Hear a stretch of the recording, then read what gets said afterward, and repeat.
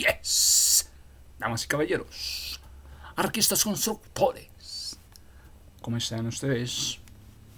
Espero que maravilla. Bueno. Entonces, con ustedes, una introduccióncita. Galaxy Wake, Galaxy MySQL. Oye, ¿por qué esas letras tan grandes? Y que hay SQL, SQL. No, mira. MySQL es un sistema de gestión de base de datos. System, gestión de base de datos. QL,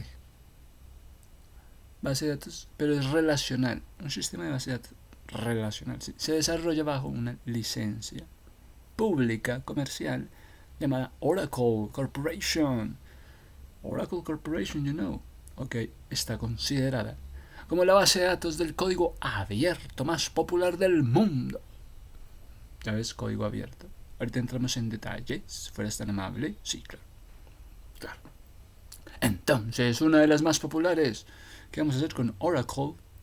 ¿Qué vamos a hacer con Microsoft SQL Service? Todo para entender lo que es desarrollo desde las web. Todo empezó con las bases de datos que se relacionan para un desarrollo en la web. Sí. Y tal vez algo de navegación.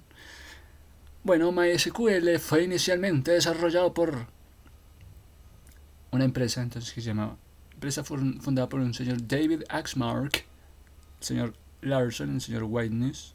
Se llamaba MySQL AB. Fue adquirida por Sun Microsystem. Microsystem, creo que sí lo he escuchado. En el 2008. Y esta a su vez fue comprada por Oracle Corporation. Se compraba esta con esta y estaba Oracle Corporation finalmente comprándola en el 2010. Y ya era dueña desde hace 5 años antes por una empresa finlandesa. Esos finlandeses de Aino Bases hoy.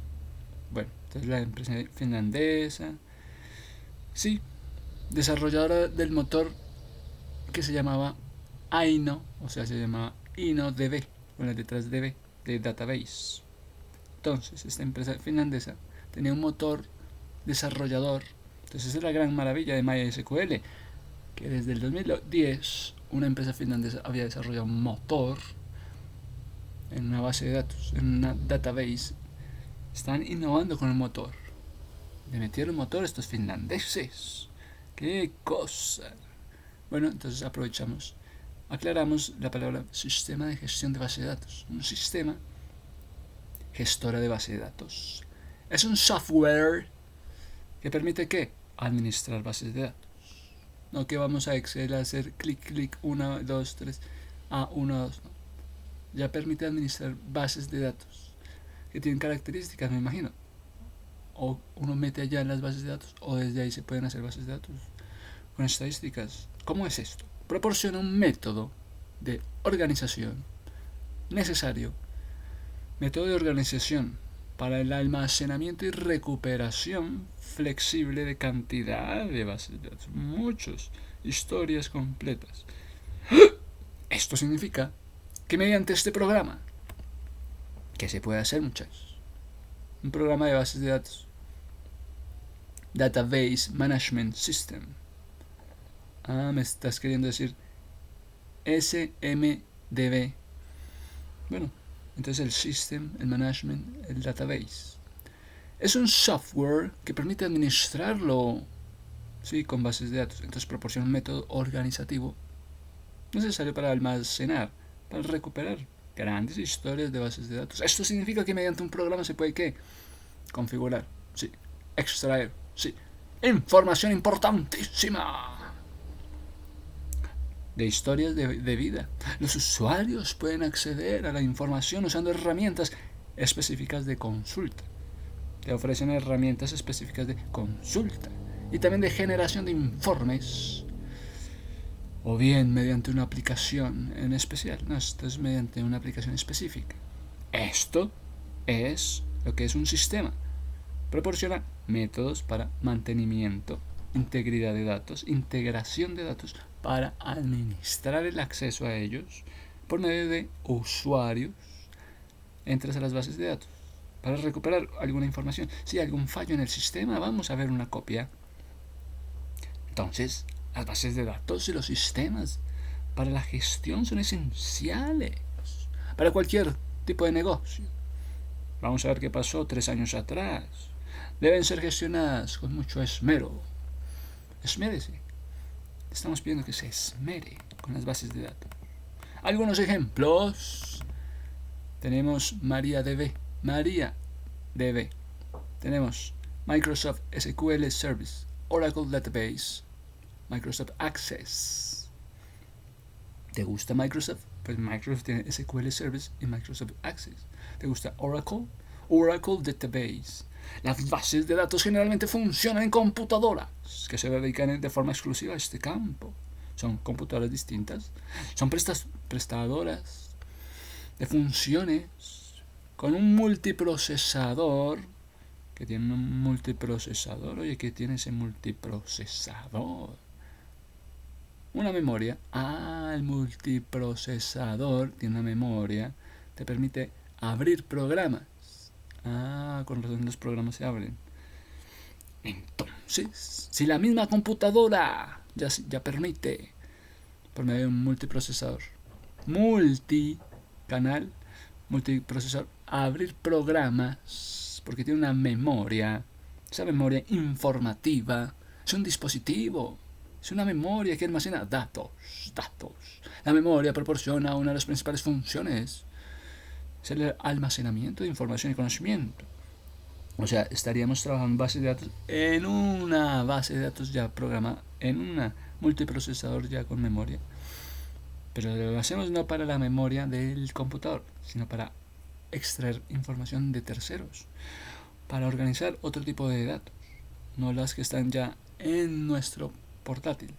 Entonces, el almacenamiento de datos puede funcionar, ¿sí?, como un sistema, tanto del disco, ¿sí?, del computador propio, o almacenamiento de conexión directa. Puede conectarse con una red de almacenamiento externa. Creo que estoy entendiendo. Tengo un almacenamiento interno para conectarme con almacenamientos externos, con una red. Conectarte a un sistema de almacenamientos en la red. Existe, sí, aceleradores, hardwares. ¿Cuál es la relación entre un software y un hardware? Hardware. ¿Me quieres decir que traduce esa palabra? Fuera tan amable. Pues mira, te digo rápido, es un acelerador. Acelera con el hardware. Usados en grandes sistemas, en los procesos, en las transacciones. Esas velocidades para las transacciones se encuentran en el corazón de toda aplicación de la database. Se basan en sistemas operativos estándares para efectuar dichas funciones. Para efectuar funciones. Interesante, oye, que puede traducir esto en español. Efectivamente no traduce nada, sino que es la misma palabra. Aquí, allá. La misma palabra. Aquí, allá.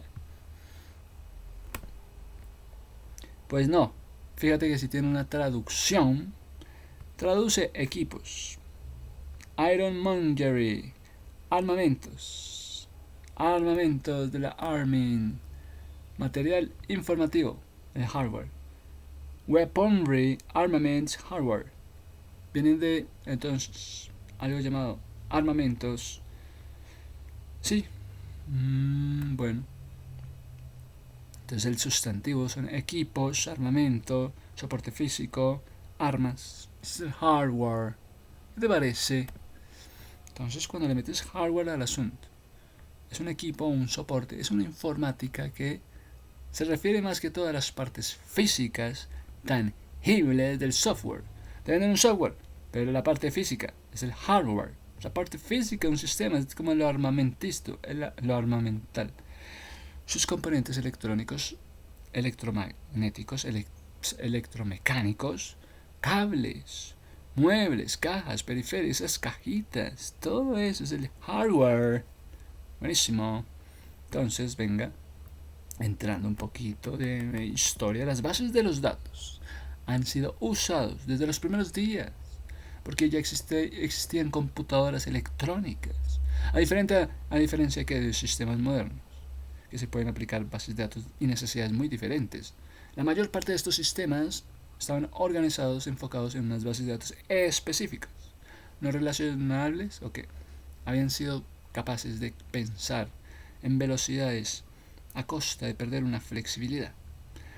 Pero estos sistemas entonces originales solo estaban disponibles para grandes organizaciones para organizar información compleja en computadoras. Entonces, en los años 60, según las computadoras fueron ganando entonces una velocidad importante, aparecieron sistemas de bases de datos, propósitos. Años 60. ¿Cuál es el propósito de las bases de datos en los años 60? Aparece el interés de un estándar gracias a Charles Backman, autor de uno de los primeros productos de Integrate Data Store. Mírame, este Charles Backman, Integrate Data Store. Mírame, fundó el Database Task Group.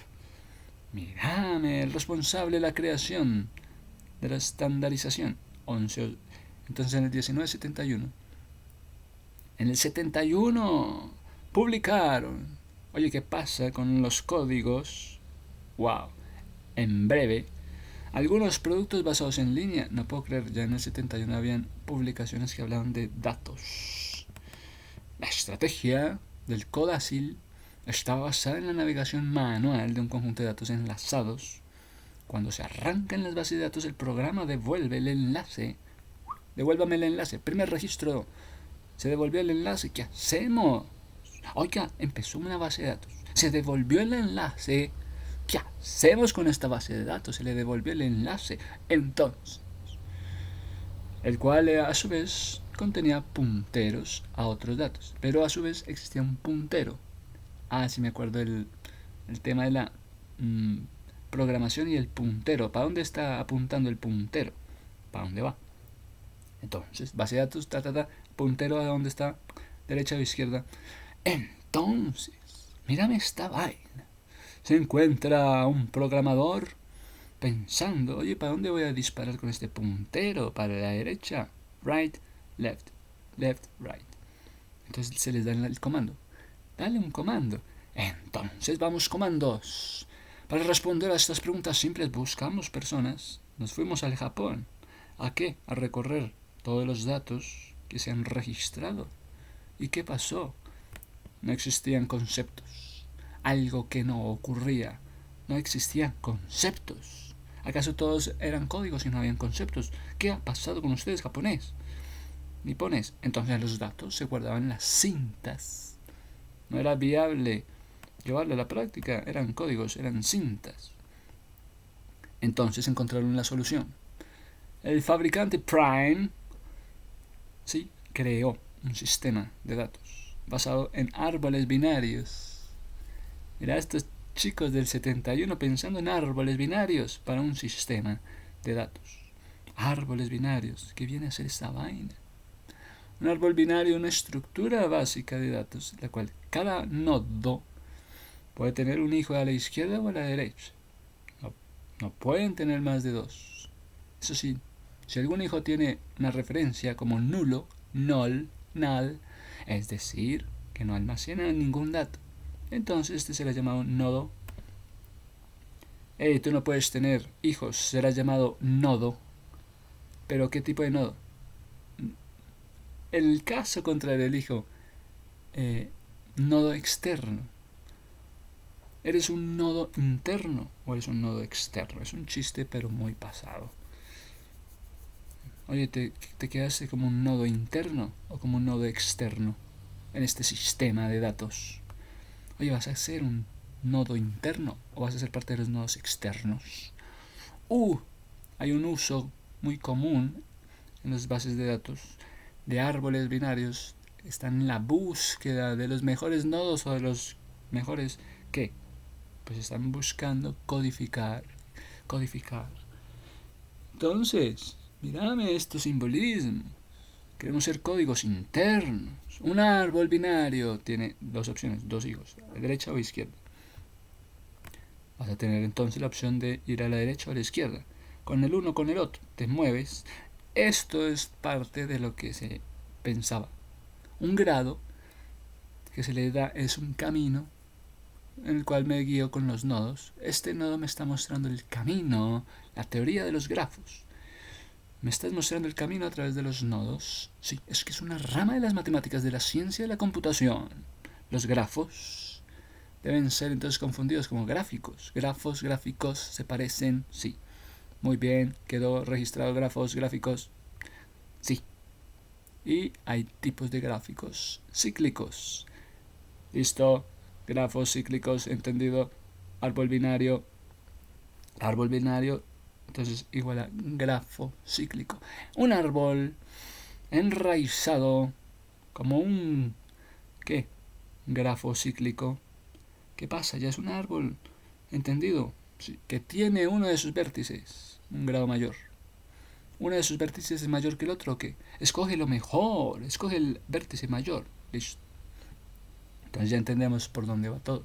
Se orientaban gracias a árboles binarios y aparecía algo que era el montículo. Son casos particulares de estructuras de bases de datos de montículos. Están basándose en árboles binarios, pero con montículos. Se les puede ver entonces algunas restricciones de algún montículo. Oye, pues digamos que el tema de los montículos binarios, en los árboles binarios, es una propiedad que contiene este árbol que tenga montículos. ¿O qué? ¿Grandes o pequeños? Pues grandes o pequeños. Este es un árbol con montículos grandes, montículos pequeños. Hay árboles semicompletos. Este está completo, este está semi-completo. Es que el árbol está balanceándose con niveles a la izquierda y a la derecha. Los montículos, por lo general, frecuentemente representan colas de prioridad. A continuación, una muestra de montículos que representan colas de prioridad.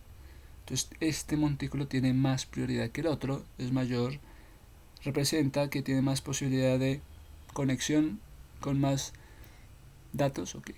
Mira, cuando hablan que en un árbol binario tiene montículos grandes o pequeños y que estos representan colas de prioridad, una cola, entonces se están basando en los elementos prioritarios. La cola prioritaria, ¿cuál es esa cola prioritaria? La de mayor prioridad. Bueno, entonces así está más que todo visualizado esto. Definición de las teorías. En la ciencia de la computación. Iba por ahí. Iba bien, ching. ¿Qué lo detuvo? Siga. Siga. Siga. Bueno, el tipo de árboles binarios es un árbol que ningún nodo puede tener más que dos subárboles. Derecha, izquierda. Bueno, un árbol binario, bi, no puede tener 0, 1 y 2. Se conoce el nodo de la izquierda como el hijo izquierdo, el nodo de la derecha como el hijo derecho. Entonces, existen tipos de árboles binarios que se pueden usar, como es el árbol binario de búsqueda. Entonces, así se hace el camino de la búsqueda, también llamado BST. Hey, árbol binario de búsqueda, BST.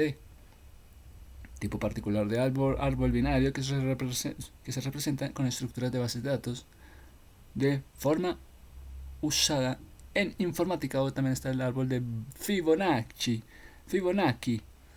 Hey, Fibonacci es una variante de un árbol binario con propiedades con un orden que calculan la sucesión. Una sucesión. ¿Cuál es la sucesión de este árbol? Se define entonces con árboles nulos. Mira, el árbol binario puede declararse de varias maneras. Entonces, cuando te hablan de los árboles y las búsquedas, tenemos estos dos tipos de árboles. Me gusta el árbol binario de búsqueda, BST, Binary Search Tree. Es que es un tipo particular de árbol binario que representa una estructura de datos de forma usada en la informática. Árbol binario de búsqueda. Sea la letra A un árbol binario de raíz R e hijos izquierdos y derechos. Entonces, hijos con H, H1 y HD, o H2, bueno. Decimos que la A del árbol es un árbol binario de búsqueda A es ABB, porque es un árbol binario de búsqueda. Si y solo si se satisfacen las dos condiciones del tiempo. Cuando hay condiciones es un árbol binario. Bueno, entonces el hijo 1 está vacío. La raíz debe ser mayor que el hijo 1. Entonces, el hijo 2 está vacío. La raíz es menor. Entonces hay condiciones, conjunciones lógicas. Para una fácil comprensión queda resumido que el árbol binario se cumple con un subárbol. Que sí, todo esto no lo voy a repetir más. Es un lenguaje de programación, man. Es la forma de leer el lenguaje de la programación. De aquí se deduce que se pueda distinguir árboles. Hazme un árbol binario y me haces el favor. Con montículos. O tiene un árbol binario de un montículo grande. Más bien algo pequeño. Y mira que el lenguaje de la programación se acerca a nosotros con la capacidad de escribir instrucciones, secciones, órdenes, algoritmos, controlar comportamientos físicos, lógicos, etc. Es que hay un recorrido. Entonces el interés de que un árbol sea binario de búsqueda, estás buscando si es un recorrido en un orden de forma ascendente. Debido a que hay una búsqueda de elementos muy eficiente. Se prendió la máquina de búsqueda de elementos eficientemente. Depende de las necesidades del usuario. ¿Qué necesidades tienes tú? Es crear una estructura con un recorrido que proporciona elementos ordenados. Se podrán preguntar igualmente. En ninguno de los casos es necesario, pero hay subárboles que penden de la raíz. Depende de la raíz. Mira la raíz. Permite el uso de la igualdad de apariciones de doble dato. Más complejo. Toca mirar cuál es la raíz. Mirale la raíz al árbol. No deja de ser algo llamativo. Así entonces estás usando el árbol binario de Maude. ¿De Maude? Es un lenguaje de programación específico para formales. Se ponen formales en términos algebraicos. Se trata de un lenguaje interpretado que verifica propiedades.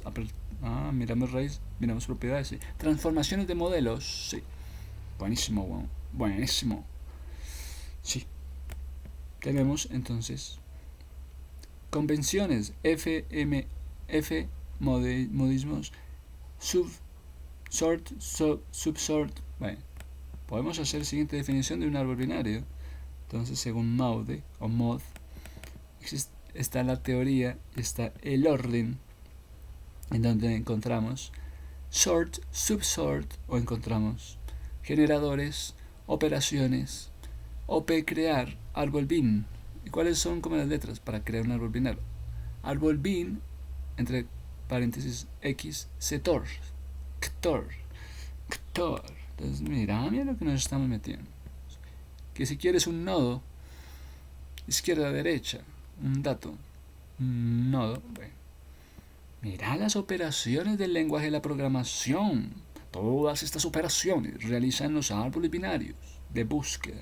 Están basando sus datos, sus comparaciones, con elementos, con claves, por lo que es necesario una subrutina que las pueda predefinir como un lenguaje y las pueda comparar y puedan estar estableciéndose relaciones, que los datos sean capaces de reconocerse más fácil, mayor, menormente. Que se habla de los elementos con una mayor casos de nodos. ¿Cuántos nodos tienes tú? ¿Quieres ser un nodo interno o externo? Es necesario las comparaciones. Oye, ¿tú eres un nodo interno o un nodo externo? Entonces, la búsqueda de un árbol consiste, mirámela a la raíz. Tienes un elemento que me causa sensación. Si el elemento es menor, entonces maneja un lenguaje subárbol. A la izquierda, o si es mayor, entonces un árbol, como es mayor, es a la derecha. Todo lo mayor a la derecha. ¿Sabes? ¿Sabes lo que you know? Todo lo mayor a la derecha. Si se alcanza un nodo hoja, entonces es un elemento que no existe en el árbol. Te fuiste, no te importó nada. El nodo equivocado. cabe destacar, árboles eficientes. Sí. Bueno, entonces metémosle una función logarítmica a este árbol es eficiente. Métele una función. ¿Cómo que una función logaritmo? ¿Por qué le metes logaritmos a las bases de números reales? Bases, números reales. Números de comparaciones que necesitan saber los elementos. Oye, necesito saber tu elemento. Ya vi tu número de nodos. Me causa sensación. Mira, la búsqueda de un elemento. Árbol binario de búsqueda se puede realizar de formas iterativas, de formas recursivas. Vamos a estar de forma recursiva buscando. Es un lenguaje de programación C. No puedo por qué. Oye, pero ¿por qué? Porque estás buscando de una forma tanto iterativa como recursiva. Entonces, con ustedes, bienvenidos al lenguaje C, donde se supone que estamos buscando una clave, la C de la clave de un nodo que corresponde al dato. Oye, la C, ¿qué significa? Clave de un dato, que estamos buscando un dato. Mira que eso lo hacen en el colegio. Vamos a buscar un dato, una clave. Entonces, le metemos condicionales. If está vacío. If, si K es igual a pa. If, si este es menor a este, entonces el resultado es este. If está vacío. Null, mejor dicho. Return, finalmente. Return. Esta vaina, vea este lenguaje programático. ¿Quién quiere esta vaina? Como es el caso de la búsqueda, vamos entonces ya con variantes. Métele las variantes y calmémonos. A la hora de implementar este tipo de abstracto de datos. Este tipo de TAD es la decisión de tomar un elemento. Vamos a tomar el elemento TAD, tipo abstract de dato. Es la decisión de tomar un elemento, sí. Y se está insertando un árbol. Sí, en este caso entonces será insertado el árbol. Es obvio, estamos insertando un árbol de búsqueda, perdiendo la versión anterior. A continuación, versiones del algoritmo pseudo lenguaje, al cual se le va a buscar de una forma iterativa, recursiva, respectivamente. Prefiero que me aclares lo de la clave, que es un lenguaje C, porque yo he visto la C pintada en todas partes y me he preguntado, oye, ¿qué es este lenguaje de programación con la C? Que se busca de una forma reiterativa o iterativa. La C en el lenguaje de la programación es el propósito original del señor Dennis Ritchie, gracias, en el 69, en el 72, gracias, Laboratorios Bell. La evolución del lenguaje B pasa a ser C. No puedo creer. ¿En serio? De la B a la C, no puedo creer. Mira, el lenguaje de la B, en el lenguaje de la programación, B es el nombre del lenguaje del desarrollador de los Bell Labs. Pero es un lenguaje orientado, implementado de sistemas operativos, conjunto de programas, sistemas informáticos, gestionan recursos del hardware, sistemas operativos del hardware que tienen la velocidad, provee servicios de programas. ¿Para qué? Para el software. Hardware mete velocidades para los programas, para las aplicaciones del software. Esto son programas que se ejecutan de un modo privilegiado. ¿Me entendés? Entonces, estamos integrando. La C es una letra. Sí, se aprecia como un código que produce el lenguaje de la programación. Un software de sistemas y además aplicaciones, sistemas, sí, software de databases, software igual a base de datos, a la cual se le va a meter aplicaciones, se le mete aplicaciones a las bases de datos. Entonces es un conjunto de instrucciones en la computadora sin software, pues es un sistema inmanejable, no tiene velocidad, no sirve de soporte solamente para bases de datos y controlar o interactuar. Pero como se piensa meterle aplicaciones, el software de aplicaciones es un software de computadora para realizar funciones, actividades, beneficios para el usuario de la aplicación. Muy interesante. Se trata de un lenguaje de datos que son estáticos. Se disponen en estructuras estáticas o qué. Si son datos estáticos, están en estructuras, pueden ser estáticas.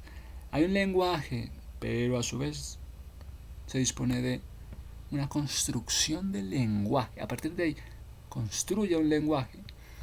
Alto o nivel bajo, los compiladores ofrecen extensiones. Un compilador ofrece extensión en un lenguaje estático. Métele compiladores para que sea un lenguaje dinámico. Ese compilador suele ofrecer extensiones de lenguaje. Oye, este está muy callado. Métele entonces, ¿qué? Un compilador para que su lenguaje, para que sus datos no sean estáticos sino dinámicos. Métele el compilador para las extensiones del lenguaje, para que mezcle códigos en ensambladores con código C directamente a la memoria, por supuesto, o al dispositivo periférico. No, a la memoria también.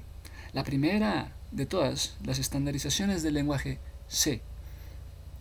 Mirá, nos ubicamos en el año 89, en el 1989, con ANSI. El lenguaje ANSI. Es una organización sin ánimo de lucro, supervisa los estándares de los productos en Estados Unidos. Posteriormente, ISO adopta entonces los estándares y son muy amplios estos programas. Son códigos portables. Portables. Sí. Y entonces se puede pensar en adoptar estándares portables, por lo que hay programas creados con códigos portables. Es un código abierto, es un código cerrado, es un código portable. Se deja portar en plataformas, en estructuras de datos. Ya entendés lo que son las estructuras de datos, pues va por ahí. Hay plataformas. Entonces se busca que la aplicación se maneje de acuerdo a... Es un programa que se busca que se maneje. Mirá lo que son las máquinas. Sí. Entonces, el lenguaje de la C, el código, el key, es que sea necesario pocas instrucciones en el lenguaje de la máquina para traducir cada elemento del lenguaje, sin que haga falta un soporte intenso. Es muy posible escribir la letra C bajo un nivel de abstracción. Se usó como intermediario, en parte a causa de lo relativo a un nivel, en parte para desarrollar compiladores, para que la estructura no sea estática sino dinámica. En consecuencia, la letra C está disponible para amplias plataformas de lenguajes. Además, a pesar de una naturaleza baja, el lenguaje los está incentivando a una programación independiente de la máquina. ¡Wow! Entonces después vas a estar hablando, gracias a la C, puedes estar hablando de ¿qué? C++, bueno, C numeral, bueno, algo como que Java, JavaScript, PHP, Perl, la letra es Go, Python, y después la letra D. Bueno, y Amazon Web Services está con AWK. Y también la letra C tiene algo llamado Objective-C. Mira, tan curioso. Se llega a JavaScript, se llega a Python, se llega es que es un sistema operativo multiplataformas con la letra C. Se pueden hacer todas esas porque son multiplataformas. Se llega a un lenguaje un sistema operativo en las multiplataformas. Entonces, a lo que vamos es que a causa de ser algo relativamente bajo nivel, puede ser algo modesto, un conjunto de datos modesto, un compilador que letra es la C, está disponible para crear abanicos de plataformas. ¿Me entendés? ¿Para dónde vamos?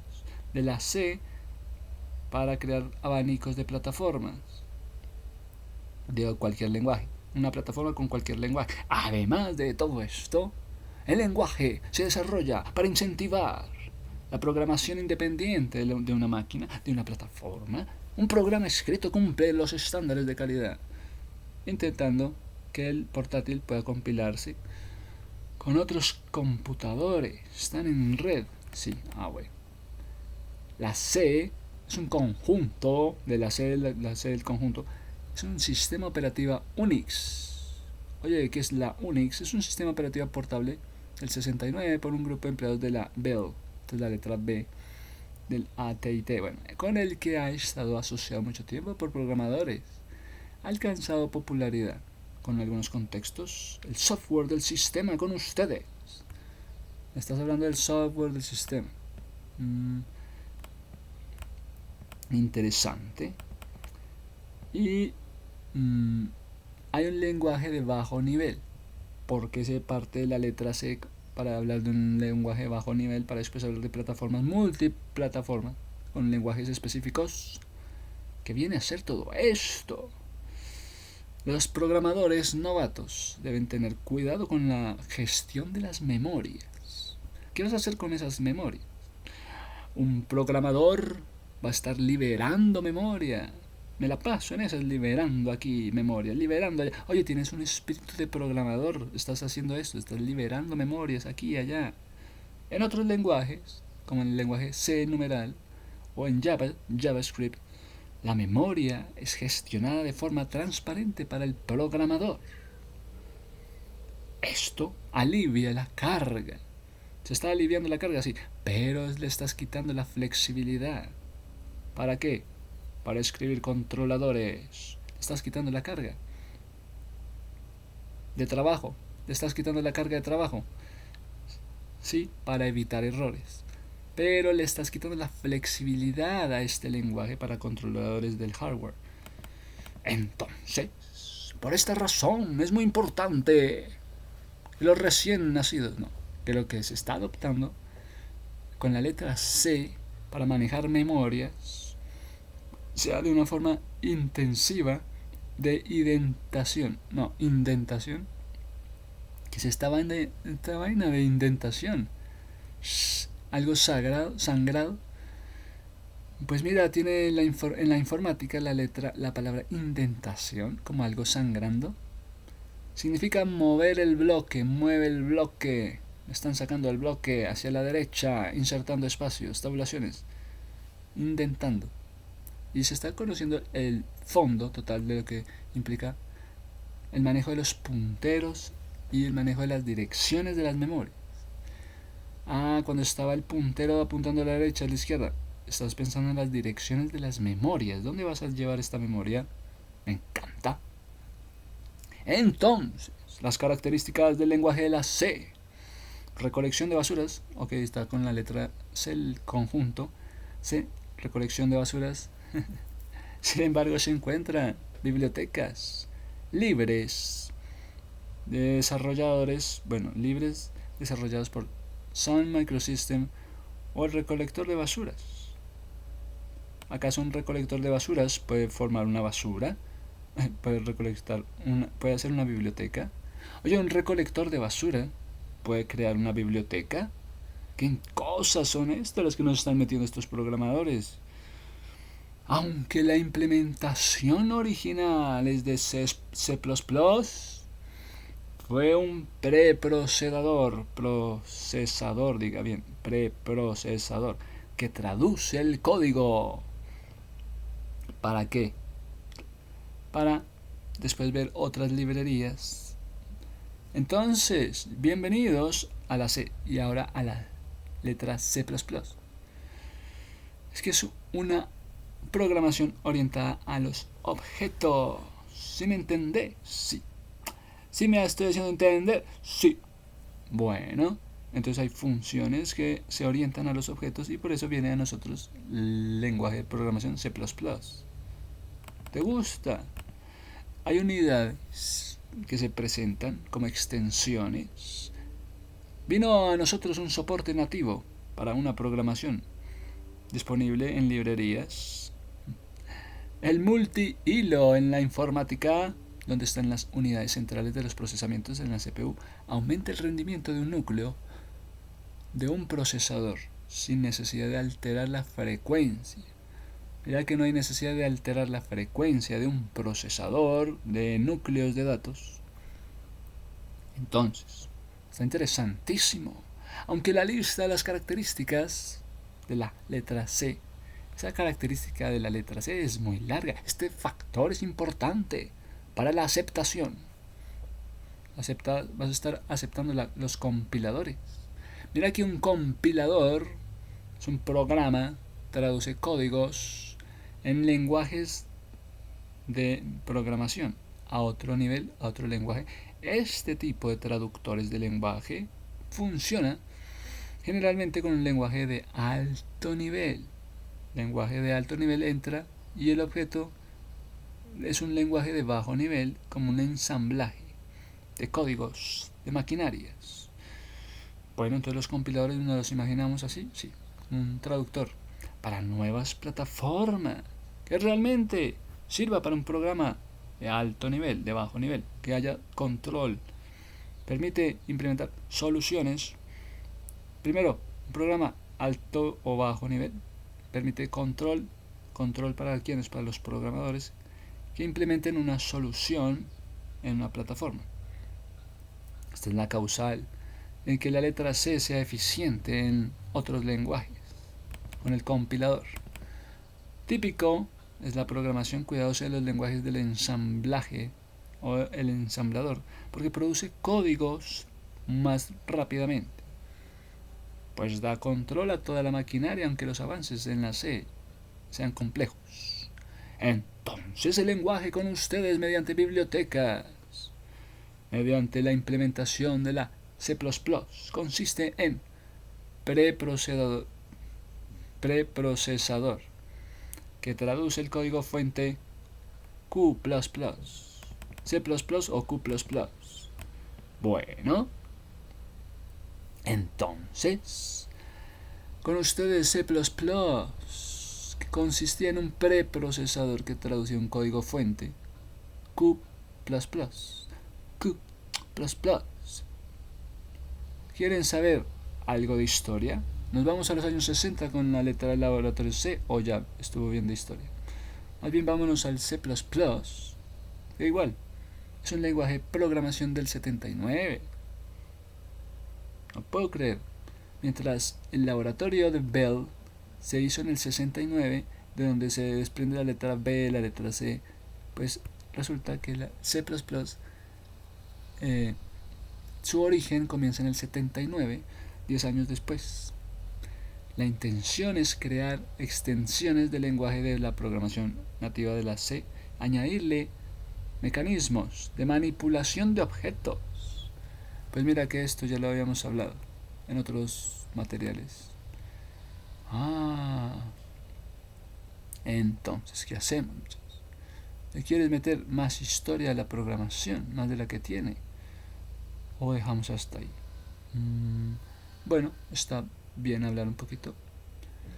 El señor Dennis Ritchie, en el año 69 hasta el 73, se le dio por ponerle el nombre de la letra C, porque muchas características C de la letra de características C de características fueron tomadas del lenguaje llamado B de Bells. Hay muchas leyendas. El origen de la letra C en un sistema relacionado a la Unix. Esto es otra época. Insisto, esto es interesante.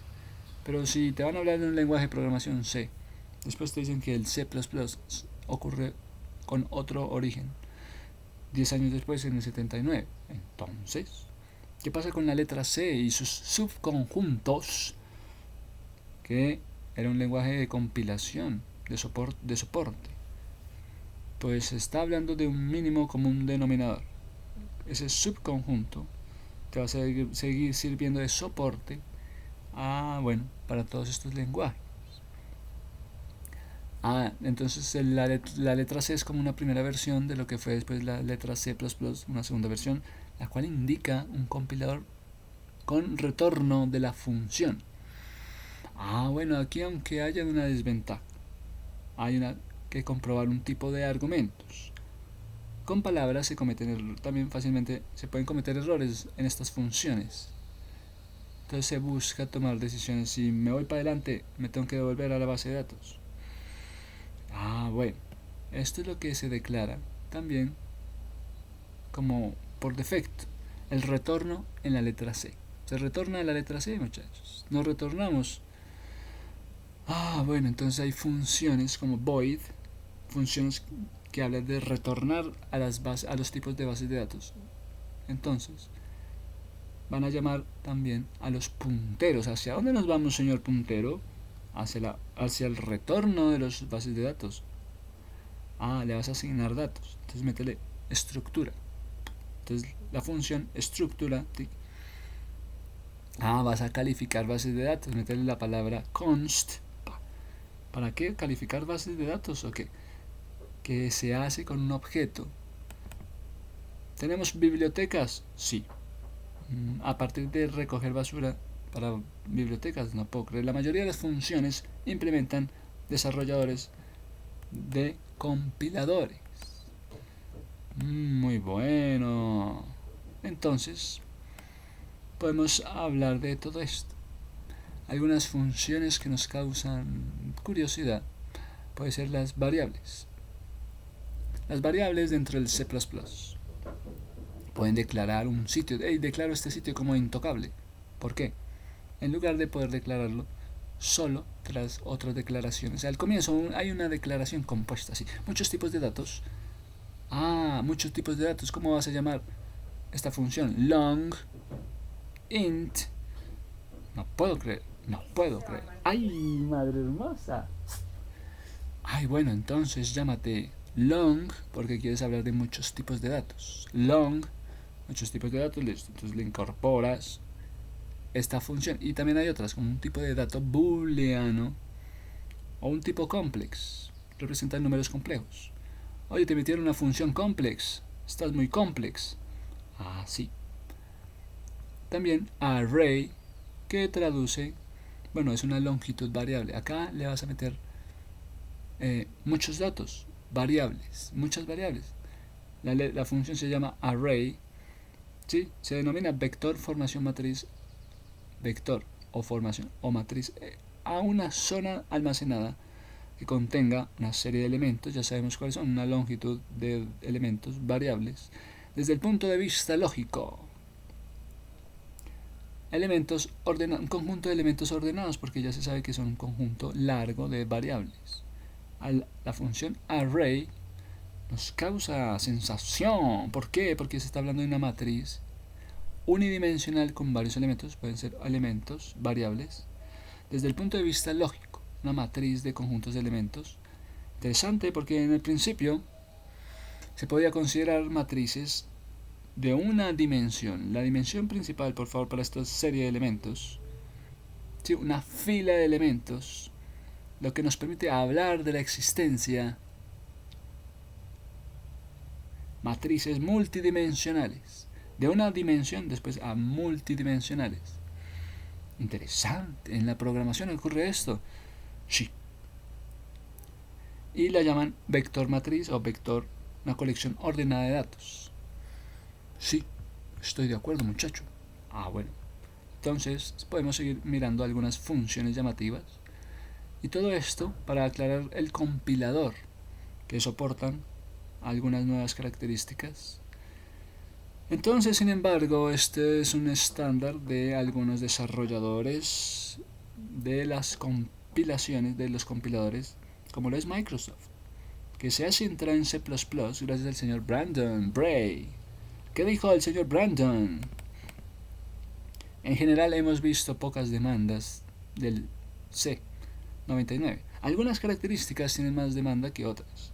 Consideramos incluirlas en las versiones futuras compatibles con C++. Mírame qué maravilla.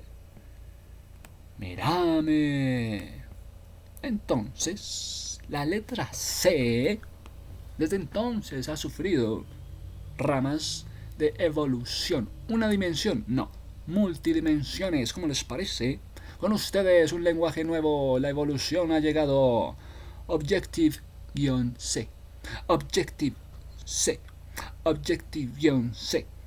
¿Qué se parece a lo que es C++, que se parece luego a lo que vendría el Java y luego el JavaScript. El Objective es un primer intento de soporte de programación orientado a los objetos, pero actualmente lo usaban los del Mac. Los de Mac se iban con Objective C y C++ se iba con Microsoft. Pronunciando el C++, el señor Bjarne Stroustrup fue el segundo intento, orientar los objetos con variantes difundidas, con variantes aceptadas. Sí, es una versión flexible, con acceso a la letra C. ¿Qué característica tiene? Programación orientada a los objetos, encapsulada. Entonces, por supuesto, la letra C nos inspira que todo es compatible. Claro, la letra C nos habla de la compatibilidad de los conjuntos. Todo esto ya queda claro. Sí. ¿Por qué? Porque hay compilaciones de un programa que está diseñado con la letra C. Se realizan entonces fases automatizadas. Creí que me ibas a hablar como de interfaces automatizadas. Interfaces automatizadas. Creí que ibas a llegar hasta allá. Creí. Bueno, entonces tenemos procesos de compilación. Una compilación, códigos fuente. La letra C como código fuente. Consiste en modificar este código fuente, por favor. Según una serie de instrucciones, vas a estar cambiando esta letra de código para modificarla y simplificando entonces con instrucciones esta forma de trabajar. Por ejemplo, una de las acciones más importantes que tenemos es incluir. Include, numeral include y numeral include. Include, mejor dicho, la función es numeral include. Numeral include declara existente un archivo. Incluye archivo. Sí. Bueno, entonces hay compilaciones interesantes. Están declarando que hay un archivo. Numeral include. Muy bien, muchachos. También tenemos compilaciones de que generan códigos objetos. Creí que me ibas a hablar de códigos abiertos o códigos cerrados. Se están compilando códigos objetos a partir de ¿dónde? De lo que ya está preprocesado. Estás compilando códigos llamados objeto a partir de algo que ya está preprogramado, ya está procesado todo. Bueno. También se hacen enlaces con códigos objetos de distintos módulos y de distintas bibliotecas externas. Entonces las bibliotecas vienen a ser parte de esta compilación de procesos. Sí, también a partir de ahí se generan entonces enlaces con códigos objeto y se genera entonces la programación ejecutable. Muy interesante. Bueno, entonces podemos meterle a la función de incluye, de numeral include, le vas a meter ¿qué? Un texto. Por ejemplo, un texto. Hola mundo. Entonces metes a la función hola mundo entre paréntesis, entre comillas, sí. El puntero estaba ahí pensando, sí. El puntero estaba ahí apuntando hacia donde iba. Bueno, entonces hay letras, hay punteros, hay opciones de meterle textos y entonces a partir de la letra C, para después entender, bueno, ya estamos entendidos, ya sabemos que después vino la letra C++, también se crean numerosos lenguajes inspirados en esto, que eran compatibles, así como hay bases de datos compatibles, también se han inspirado en la letra C, C++, aparece Java. ¡Hey! Tacita de café. Es un lenguaje para tomarse un café. Con eso te digo todo. Es un lenguaje de programación, una plataforma, pero ya viene a ser plataforma. Un lenguaje plataforma, un lenguaje de programación y una plataforma informática desde el 95. Mira, un lenguaje desde el 95 y no te habías informado. Y en el 95, a partir de un origen que es el Microsystem, Sun Microsystem, viene a sorprendernos con el Java. Es una síntesis de lo que fue entonces el C++, con una orientación a los objetos. Y algo llamado también el Small Talk. Small, pequeño talk, es un lenguaje reflexivo de programación de objetos dinámicos con algún tipo de dinamismo. Característica del Small Talk, puedes considerarlo todo en objetos, desde incluso un sistema de objetos. Muy bien, entonces tenemos Small Talk, es un sistema, pero ya maneja objetos dinámicos. Small Talk viene con objetos dinámicos. Antes era muy estático, ahora sí se están orientando objetos con con el objetivo dinámico, con la característica de dinamismo, considerado también como un entorno de objetos donde incluyen un sistema. Entonces, Small Talk. El Small Talk, gracias al señor Alan Kay y a Adele, la niña Adele Goldberg, otros ahí metidos. Pues mira, puede ser considerado un entorno de objetos. Unos son dinámicos, otros son estáticos. Metafóricamente considerado un mundo virtual donde hay objetos. A este le metimos animación, es que es una máquina virtual. Es una foto, este es un video. Oh. El Small Talk vino entonces a sorprendernos. Y también algo llamado el Objective, pero que ya sabemos que era parte de Mac. El Objective-C, un lenguaje de programación orientado a objetos creados como superconjuntos. Se implementaron como un modelo. Originalmente fue creado por el señor Brad Cox en el año 80. Ok, un lenguaje adoptado como lenguaje en el año 88. Bueno, es que era un lenguaje de programación muy interesante. El Objective-C para desarrolladores. Paradigma que en los años 80 estaban pensando en elementos estáticos, en elementos dinámicos, lo que hoy puede ser una plaza virtual con videos, con fotos y video. Ay, mírame, qué curioso. Pero eso ya estaba pensado desde los años 80 y desde los años 88. Este Objective-C influye en lo que es Java, lo que es Objective-C++. Toma ya. Carajo. O sea que venimos a entender que la letra C, después letra C++, después Objective-C y después Objective-C++. Toma ya. Esto no era parecido en los años 80, donde se desarrollaban programaciones estructuradas. Se establecían que se iban a dividir programas pequeños en pequeñas partes. Luego se aplicaba la idea de que las vamos a volver grandes. Problemas seguían. ¿Por qué? Habían estructurado programaciones con desórdenes. Iban a estar invocando instrucciones. Sí, vamos a invocar una instrucción. Entonces lo vamos a llamar código spaghetti. Y dificultando la reutilización de un código. Wow, dificultando que se reutilizaran los códigos. Entonces, es un término, el spaghetti, claro, es un término peyorativo, programa de computación que tiene una estructura de flujo. Entonces, si hay flujo en un spaghetti, claro, su nombre deriva. Están pensando en códigos con mucho flujo. Mírame qué maravilla, mírame qué maravilla. Muy bien, muchachos.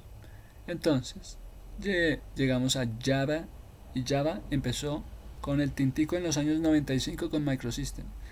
Pero de ahí apareció C++. De ahí apareció el Small para meterle dinamismo a los elementos en un entorno virtual. Entonces se hace la metafórica idea de un espacio virtual con fotos y video, porque hay dinamismo en los elementos. Ahora venimos a JavaScript. Script, ¿por qué? El apellido, le pusieron el apellido a Java porque faltaba el script. Es la ciencia de la computación, es el interpretador, es la intérprete. Es un programa informático capaz de analizar programas. Intérprete, compiladores, ensambladores, traduzcan programas a un lenguaje. Entonces, con ustedes Netscape, inspirado en la sintaxis del Java, diseñado para dar páginas web con mayor interactividad. Entonces, viene con ustedes el Java pensando en qué, en páginas web, con alguna mayor interactividad. Y esta es la empresa del Netscape Communicators. Fue una empresa de software, no hardware, software mayormente conocido por ser creado por un navegador. Bueno, crearon empresas de software creados por un navegador llamado Netscape. Netscape Navigator, en 99 aparece Netscape. Bueno, está bien. Aparecen entonces los Netscape en el año 99 con la idea de hacer páginas web con alguna interactividad. ¡Wow! Sí, señora. Es un documento. Bueno, la página web viene a ser un documento. Las páginas web son integradoras de servicios, mostradoras de páginas web y unidad de recuperación, con una unidad de recuperación, con una información almacenada en su interior. En fin, ¿cuáles pueden ser las características de las páginas web? Esto es lo que les venimos a pedir. Yo pues, ¿cuáles son las características que puede tener una página web? ¿Listo? ¿Y cuáles pueden ser las más sofisticadas con la inteligencia artificial? Muchas gracias.